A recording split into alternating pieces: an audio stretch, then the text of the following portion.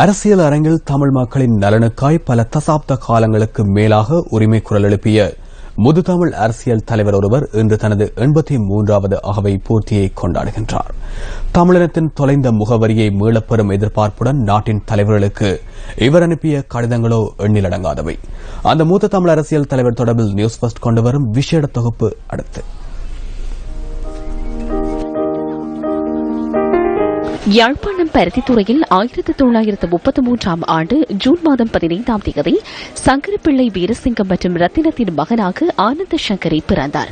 அச்சுவேலி கிறிஸ்தவ கல்லூரியில் தனது ஆரம்ப கல்வியை பயின்ற ஆனந்த சங்கரி புத்தூர் சோமாஸ்கந்தா கல்லூரி மற்றும் யாழ் ஆர்லி கல்லூரிகளில் தமது இடைநிலை கல்வியையும் உயர்கல்வியை மருதானை சாஹிரா கல்லூரியிலும் தொடர்ந்தார். குடியியல், ஆங்கிலம் ஆகிய பாடங்களை மாணவர்களுக்கு போதிக்கும் ஆசானாக கடமையாற்றிய சங்கரி 1959ஆம் ஆண்டு சட்டக்கல்லூரிக்கு பிரவேசித்தார். தமிழ் மக்கள் படும் அல்லற்பாடுகளை கண்டு மனம் விரும்பிய ஆனந்த சங்கரி தன்னுள் பிரவாகமாய் ஊற்றெடுத்த மக்கள் நலன் வேட்கையினால் லங்கா சமசமாஜ கட்சியின் சார்பில் 1959ஆம் ஆண்டு கொழும்பு மாநகர சபை தேர்தலில் போட்டியிட்டார்.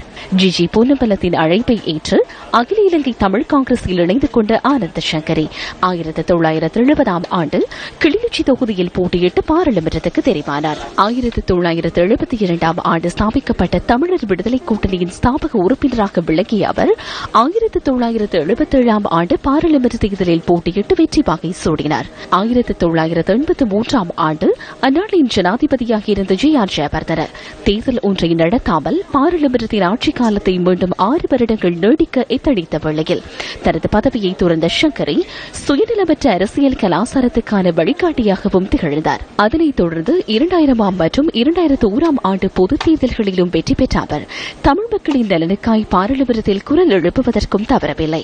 மதன்ஜீத் சிங் விருது சங்கரியின் வாழ்நாள் சாதனைக்கான அங்கீகாரம். காந்திய வழியில் சத்தியத்தையும் சகிப்புத்தன்மையையும் கடைபிடித்து வாழ்ந்தமைக்காய் இந்த முதுதமிழனுக்கு 2006ஆம் ஆண்டு $1,00,000 இந்த விருது வழங்கப்பட்டமையானது சங்கரியின் மக்கள் சபைக்கான சர்வதேச அங்கீகாரமாக திகழ்கின்றது. தமிழ் மக்களின் அரசியல் சரித்திரத்தில் சப்பு கொட்டும் வயதிலும் சலனம் இல்லாமல் சாத்வீக வழியில் போராடி வரும் ஆனந்த சங்கரி ஐயா 83வது பிறந்த நாளை இன்று கொண்டாடும் நீவேர் பல்லாண்டு காலம் வாழ நியூஸ் ஃபர்ஸ்ட் வாழ்த்துகின்றது.